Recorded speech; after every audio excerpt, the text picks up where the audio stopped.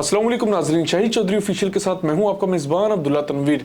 नाज़रीन, आज हम अपने सेगमेंट में सुलह पर तो बात करेंगे इंशाअल्लाह ताला दोनों ग्रुप्स के हवाले से, चाहे वो तीफी बट का ग्रुप आ जाए या ट्रक्का वाला ग्रुप आ जाए। लेकिन मैं चाह रहा था कि कुछ चीज़ें जो कि पसे पर्दा अभी भी थी, जिनका हाईलाइट होना बहुत ज़्यादा ज़रूरी था और जो कि माजी में होती रही है, इनको भी आज लाजमी हम क्लियर करेंगे, ताकि इस चीज़ का कहीं ना कहीं फ़ायदा सुलह के साथ ताल्लुक भी होगा और इससे जो मुस्बत इकदाम उठेंगे वो सुलह के हवाले से काफ़ी ज़्यादा बेहतर उठेंगे। तो हम चलेंगे अपने प्रोग्राम की तरफ, चलते हैं शाहिद चौधरी साहब के पास। अस्सलाम वालेकुम सर। वालेकुम सलाम सर, कैसे हैं आप? अल्लाह का शुक्र। सर, दोनों खानदानों में लड़ाई यकीनन पहले भी थी, लेकिन आप क्या समझते हैं, बड़ा अहम मेरा आज का सवाल होगा आपसे, कि ऐवान अदल का सर जो वाकया हुआ था, आप क्या समझते हैं कि इसने जल्दी पर तेल का काम किया था?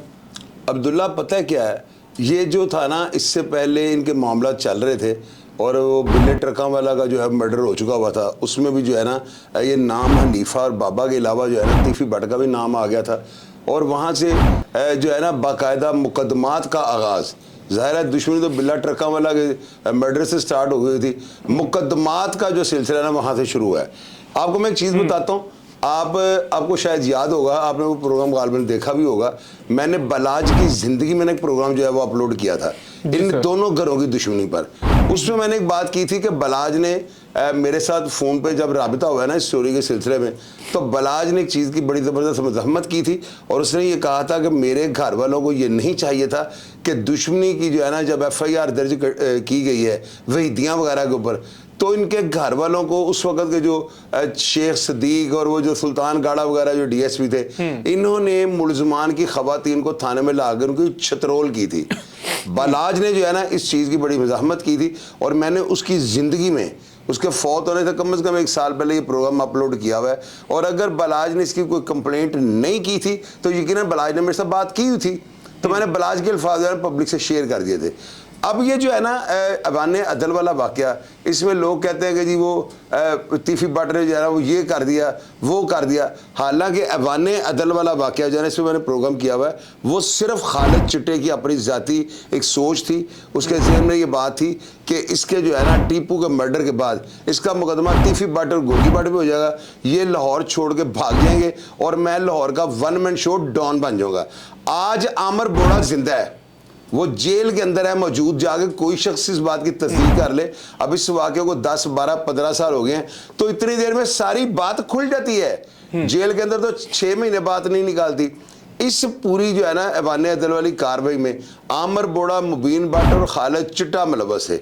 इसमें जब पर्चा दर्ज होता है शफकत बगा का, ये जो है तीफी भट्ट का, इसमें आफत बॉक्सर साहब का और बड़े नाम इसके अंदर आ जाते हैं ना, तो उस FIR के दर्ज होने के बाद ये जो चिंगारी थी ना, ये शोला बन गई थी और फिर शोला लावे में बदल गया। यहाँ से जो है ना दोनों पार्टियों के अंदर तनाव आ गया हुआ था, यानी खींचातानी शुरू हो गई थी। टीपू ट्रका वाला जो है ना, इसका कुछ इस तरह का लाहौर के अंदर सीन बन चुका हुआ था कि टीपू ट्रका वाला जब निकलता था ना, आपने तो वो सीन नहीं देखे हुए, मैंने लोगों से सुने हुए कि 50-50, 100-100 गनमैन इसके साथ होता था। टीपू ने जिस जगह के ऊपर हाथ रख दिया ना, वो जगह टीपू की मलकियत जानी जाती थी, कोई बंदा उसमें हाथ नहीं डालता था। सारा टॉप 10 टीपू ने ख़त्म करवा दिया। टीपू अगर लक्ष्मी चौक दाल चावल खाने के लिए खड़ा हो गया ना, तो वहाँ पर लोगों का जमे गफीर लग गया। पूरे लाहौर में उसकी दहशत तारी हो चुकी थी। वो बेसिकली था वो शरीफ आदमी, लेकिन वो अंडरवर्ल्ड का डॉन डिक्लेयर किया गया था। आप टीपू की जो है ना शादियों पे आमतौर टीपू का जो है कारोबारी सिलसिले में कहीं आना जाना, आप उसकी मूवमेंट के बारे में कभी शाहिदीन से पूछें, आप शशदर हो जाएंगे, आप हैरान परेशान हो जाएंगे कि यार ये बंदा, यानी ये कैसे ये शरीफ आदमी था।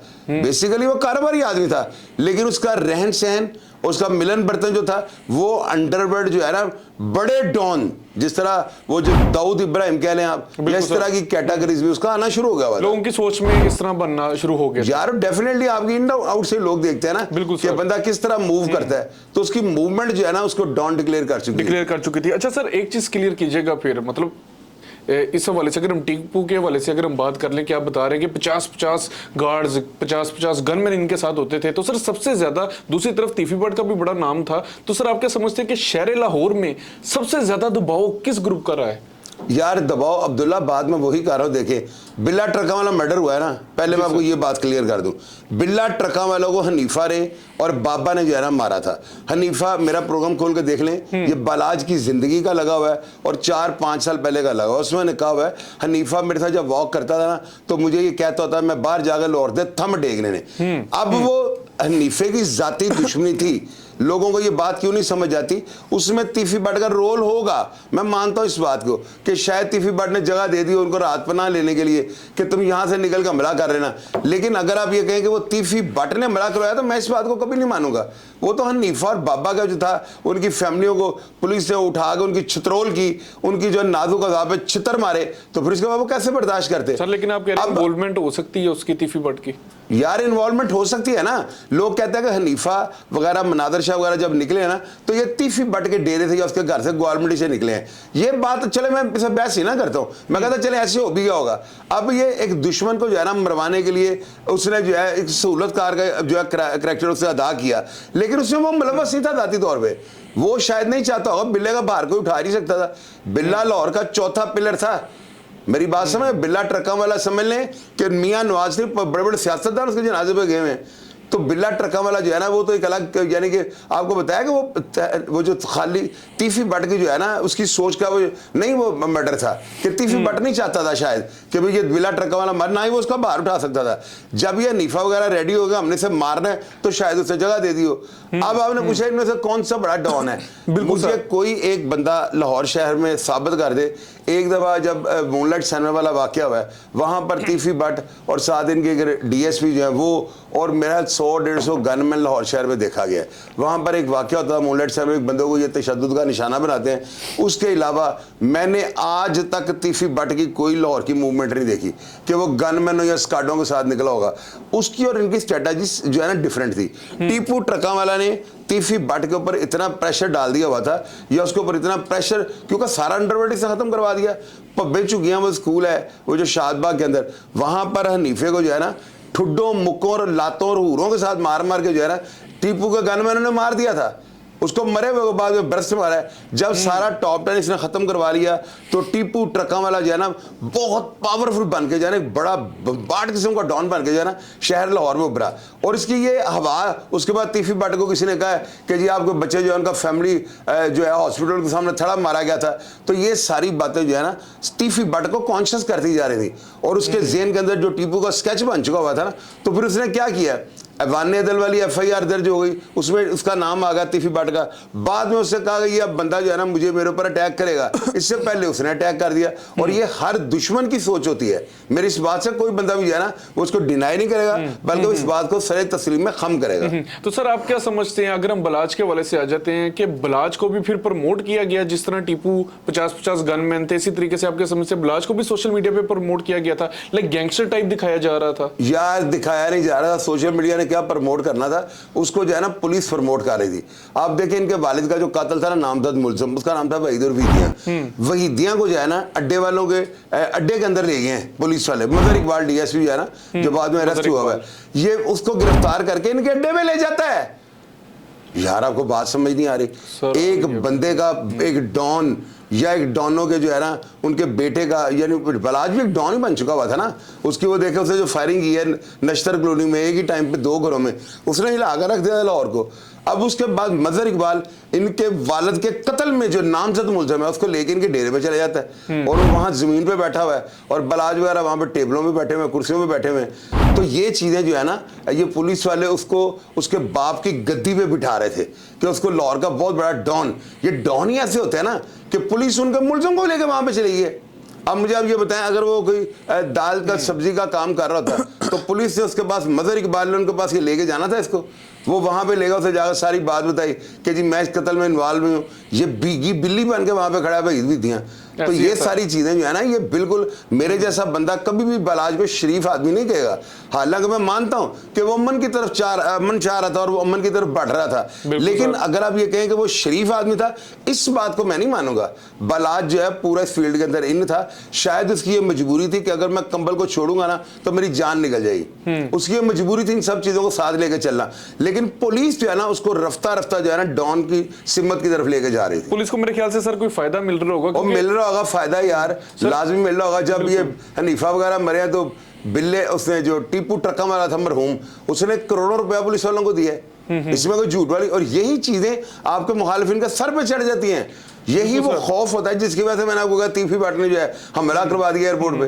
क्योंकि सर बलाज का भी मैं एक इंटरव्यू सुन रहा था, उसमें उसका भी यही माइंड था कि हम अमन की तरफ जाएंगे, जो दुश्मनी मुझे विरासत में मिली है तो मैं चाहूंगा कि हमारी आने वाली जो नस्ल है वो अमन मान से गुजार सके जिंदगी। मेरे भी नजदीक सर बलाज खुद ऐसा कैरेक्टर नहीं था, मैं भी उसको इन्वॉल्व किया जा रहा था पुलिस की जानिब से। अब्दुल्ला पुलिस उसको हीरो बना रही थी, बलाज जो है ना वो भी बड़ा यानी कि अच्छे बयान देता, पढ़ा लिखा लड़का था जी सर, ऐसे वो भी शो नहीं होता था, उसके दिल के अंदर गामो गुस्सा वहीं पे था।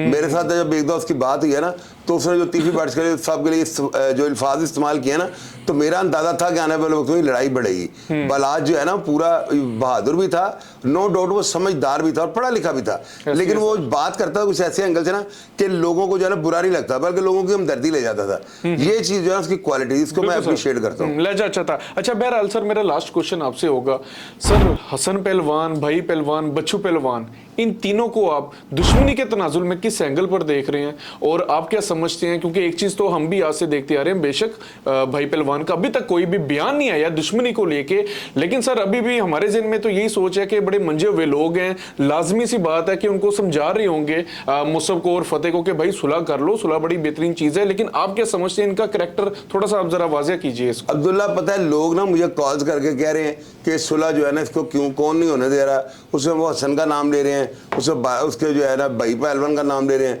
बच्चू पहलवान का नाम ले रहे हैं। अब ये उनका फैमिली मैटर है, मुझे नहीं पता कि वो अभी तक क्यों मंजरेआम पे नहीं है, उन्होंने क्यों भी एक स्टेटमेंट क्यों नहीं दी। और कहा जा रहा है कि गुजरांवाला की कोई पार्टी है वो जो है ना मसब को वो बैकफुट पे जाने से जो है ना मना कर रही है, बल्कि वो उसके साथ उसे कहते हैं हम तुम्हारे साथ हैं। यानी हसन वगैरह और बई पहलवान और वो जो है ना बच्चू पहलवान, ये इस सुलह में रोल जो है ना पॉजिटिव नहीं नेगेटिव अदा कर रहे हैं। अब मुझे इस चीज़ की बात की बारीकी का तो पता नहीं है, ज़ाहिर उनके वो बलाज वगैरह के वो पढ़े हैं, वो क्या कह रहे हैं वो क्या कह रहे हैं, लेकिन मैं सिर्फ ये कहना चाहता हूँ कि ये टाइम जो है ना सुलह का, ये मौसम सुलह का चल पड़ा हुआ है, बड़ा बहार का मौसम आ रहा है। इस मौसम में जो है ना इन दोनों को एक हो जाना चाहिए। इन दोनों घरों का जो है ना इनकी जिंदगी का और इनके मुस्तकबिल का दारोमदार इसी महीने पे है। बिल्कुल सर, मेरी दुआ है कि अल्लाह ताला इन दोनों को नेकी की हदायत दे और ये सुलह की तरफ जो है ना लौट जाए।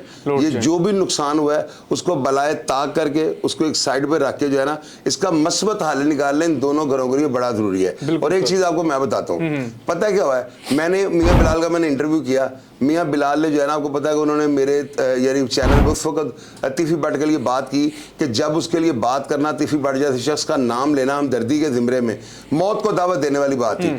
मियाँ बिलाल ने एक बात की थी, उसने कहा कि जब मैं उनकी सुलह के दौरान हम वहाँ पे मौजूद थे, जब इनकी आपस में बट ग्रुपों की और वो जो लखो डैर वाले इनकी दुश्मनी को ख़त्म किया गया, तो वो बताता है कि मैंने वहाँ पे ना बलाज के बेटे को देखा तो मुझे बड़ा यानी अजीब सा लगा कि यार आज इनके दिल पे कितनी इनके चेहरे के ऊपर खुशी है, ये कितना यानी खुशी और फख्र महसूस कर रहा है कि यार हमारी एक दुश्मनी ख़त्म हो गई। उस बंदे ने मुझे एक बात की थी, उसने कहा था मेरा दिल किया था कि मैं तीफी बाट से भी बात करूँ, उनको भी कायल करने की कोशिश करूँ, सारा ये मामला इनका सॉल्ट आउट हो जाए। अब उसके बाद मियाँ बिलाल ने देखे पहला स्टेप उठाया, मेरे दिल में हमदर्दी पैदा हुई, उसी शख्स ने मुझे तीफी बाट साहब की तरफ से कायल किया। उस बंदे ने मुझे कहा कि यार शाहिद भाई आप एक दो उस बंदे से बात करके देखें। मैं कभी तीफी बाट को नहीं मिला हुआ था, मेरी उन्होंने बात करवाई। उसके बाद तीफी बाट ने अपने जाती रद्द-ए-अमल थे, अपने रवैये से ना मुझे कायल कर लिया, मैं उनका गर्विदा हो गया। तब जाके जो है ना इस बात में मैं इन्वॉल्व और मुझे पता लग गया कि यार तीफी बट जो है ना इतना बुरा नहीं है जितना लोगों ने सब बना दिया हुआ है। फिर मैंने ओपनली जो है आपके सामने मैंने बोलना शुरू कर दिया, मैंने इस चीज़ की कोई परवाह नहीं की मुझे को माँ की गाली निकालेगा। हालांकि देखो किसी की माँ बहन को बुरा कहना जो है ना लानती और बदकार आदमी का काम होता है। मैंने कोई केयर नहीं की, मैं एक नेक मिशन को लेकर चला हुआ था। अब्दुल्ला खुदा की कसम मैं कतई तौर पे आप मेरे साथ यहाँ पे होते हो 24 घंटे, मैं कितना को यानी कि लोगों की तरह अवबाश आदमी हूँ या कितना को मैं जो है ना जमाना साज या नहीं हूँ, हर चीज़ का आपको मेरी का तकरीबन अंदाजा है। अब्दुल्ला मैं सिर्फ ये चाहता हूँ कि मेरा अल्लाह ताला जो है ना मुझ पर राजी हो जाए। अल्लाह ताला मेरे माजी के जो गुनाह थे, जो दाग थे, अल्लाह ताला उनको धो दे, मुझे माफ़ कर दें। तो आप यकीन करो आगे तो मैं गलती ऐसी करता ही नहीं हूँ। मैं इन दोनों घरों के आगे जो है ना देखो ये दोबारा जो इनके आगे हाथ जोड़ रहा हूँ, इनको अल्लाह और उसके रसूल का वास्ता दे रहा हूँ और इनको ये समझा रहा हूँ आपको अभी तक मुखलस और आपके साथ जो लोग जो बैड करैक्टर हैं, जो आपके साथ मुफादात की खातिर अटैच हैं, इनकी निशानदेही करें। आपको नहीं समझ आ रही, मैं पहले दिन से मियाँ बिलाल की तारीफ कर रहा हूँ और आज तक मैं उसकी तारीफ ही करता रहूँगा। हुआ। वजह, मैंने उस बंदे को मैं आज का नहीं जानता हूँ, मैं उसको 30-35 साल से उस बंदे को जानता हूँ और मैंने इसकी शोहरत के बारे में सुन रखा हुआ है कि वो जो है ना मुफाद परस्त नहीं है। आप यकीन करो उस बंदे ने भी बड़ा जो है ना मुझे कायल किया, तीफी भट्ट साहब की तरफ से बड़ा ब्रीफ किया, बड़ी बातों से मेरे साथ की।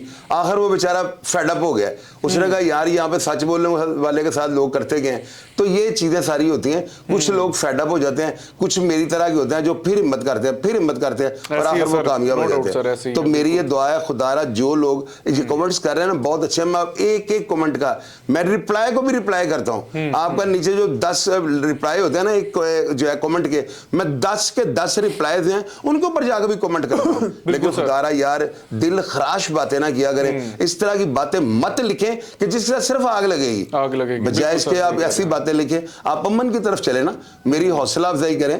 ये जो सुलह के लिए बैठ रहे लोग इनके शाना बिशाना चले ताकि आपका मतलब नेकी के जिम्मे में लिखा जाए और अल्लाह ताला आपके दर्जात भी बुलंद करे और आपके मुकाम को बुलंद करे। नाज़रीन, हमारा ये फर्ज भी बनता है कि कम से कम अगर हम कोई ज्यादा बेहतर कदम नहीं उठा सकते, कम से कम हम अपना नेगेटिव एस्पेक्ट भी जो है उसको भी शो ना करें और इस चीज में लाजमी हम साबित कदम रहें कि कोई भी नेगेटिविटी हमारी तरफ से ना फैले जिसकी वजह से हमारे शहर लाहौर का अमन व अमान खराब हो। सर जाते जाते मेरा आखिरी सवाल होगा कैसर भट्ट साहब के हवाले से। सर अभी ना लेटेस्ट में इंटरव्यू एक सुन रहा था, वहां पे एक तज्जियाकार साहब थे तो वो एक बात कर रहे थे कि कैसर भट्ट ने नहीं अमीर मौसम ने कैसर भट्ट को छोड़ा। मैं चाह रहा था थोड़ी सी डिटेल हो जाए भला क्या सर, सोशल मीडिया आपको पता है हर बात की बहुत ज्यादा उसकी डिफरेंट पॉइंट ऑफ व्यू ले लिया जाता है। मैं बता देता हूँ कैसर भट्ट ने बड़ा जोर लगाया, उसका ज़हन यही था कि मैं अगर अकेला इस काम में यानी सुलह की तरफ जाऊंगा ना तो लोग मुझे जो है ना बुरा भला कहेंगे। कैसर को इन चीज़ों का अंदाज़ा था, उसने बड़ा जोर लगाया। लेकिन अब जाहिर है कि मसहब वगैरह भी अपनी बात से नहीं हिले, इसके पीछे कोई लॉजिक होगी। लेकिन मैं सिर्फ ये चाहता हूँ कि जो लोग जो होते हैं ना, जो लोग चेज़ाबाज होते हैं, इनकी निशानदेही होनी चाहिए। इन लोगों को जो है ना इनको मुंह की खानी चाहिए। आप वो फैसला करें जो पब्लिक चाहती है, आप वो फैसला करें जो बेहतरी की तरफ जाता है। तो कैसर भट्ट की सुलह की कोशिश जो है ना इसको मैं खराज तहसीन पेश करता हूँ, लेकिन उसकी दाल नहीं गली। फिर आखिर जो है उसको अपनी हद तक मामला सॉल्व आउट करना पड़ा और ये बड़ा जरूरी था और इसने बहुत अच्छा किया। मैं इस चीज को अप्रिशिएट करता हूं। बिल्कुल सर। अब्दुल्ला आखिर में ना मैं आपको एक चीज ऐसी बताने लगा हूं, ये सारी दुनिया जो है ना इसके ऊपर, कल भी मैंने आपको लास्ट वीक काम की बात की, मैं आज भी कर देता हूं। 67-70 साल के बाबे के लिए ना दो नौजवान जो 18 से 20 या 22 साल की एज के हैं उनको अपनी जिंदगी जो है ना दाव पे नहीं लगानी चाहिए। 67 साल बड़ी उम्र होती है, यहाँ पे एवरेज उम्र 50-55 है। तीफी भट्ट की उम्र 67-70 के करीब हो गई है और उस 70 साल के बूढ़े आदमी के लिए अपनी नौजवानी की उम्रें और अपनी नस्लों को तबाह करना ये कहीं भी जो है ना अक्लमंदी की जो है निशानदेही नहीं करेगी। नहीं है, ये एक गलत अमल है, गलत जुआ खेला जा रहा है और ये किसी भी हवाले से जो है ना लेवल गेम नहीं है। तो लिहाजा सुलह कर लेनी चाहिए, सुलह कर लेनी चाहिए। बिल्कुल नाजरीन, आपने पिछला प्रोग्राम भी देखा होगा, यकीन कीजिएगा पहली बार मेरे साथ भी ऐसा हुआ है कि मैं सर की जो सुलह के हवाले से सर बात कर रहे थे, जिसमें मैं सर को कह भी रहा था कि हो सकता है कि लोग कुछ ना कुछ गलत सोच रहे हैं, लेकिन सर की वो जो बातें थी वो कैटेगोरिकली उसको हम डिनाई नहीं कर सकते, बड़ी अच्छी बात की थी। और आज भी बिल्कुल ऐसे ही बात है, मेरा भी यही था कि आज हम कम बोले और सर को ज्यादा बोलने दिया जाए, क्योंकि बड़ा बेहतर होगा, अमन के लिए भी बेहतर होगा, सुलह के लिए बेहतर होगा और दोनों खानदानों की हिदायत के लिए बहुत ज्यादा ये बेहतर चीज होगी। और जो वो नाजरीन वो लोग जो कमेंट्स करते हैं तो खुदारा आप नेगेटिव कमेंट्स ना कीजिएगा और कोशिश करेंगे कि जो दोनों खानदानों की सुलह है इसके लिए हम लाजमी दुआ करें ताकि पाकिस्तान के खसूसी तौर पर शहर लाहौर में अमन की फिजा कायम हो सके। प्रोग्राम का नाजरीन फीडबैक जरूर दीजिएगा और आप भी अपनी तरफ से कोशिश कीजिएगा वो लोग जो नेगेटिव कमेंट्स कर रहे हैं उनको लाजमी रिप्लाई दीजिएगा ताकि हमारा भी जो काम होगा इसमें आप भी हमारे साथ साबित कदम रह के मदद कर सके। इंशाल्लाह ताला अगले प्रोग्राम में मिलते हैं। इसी के साथ अपने मेजबान अब्दुल्ला तनवीर को इजाजत दीजिए। अल्लाह ने के बाद।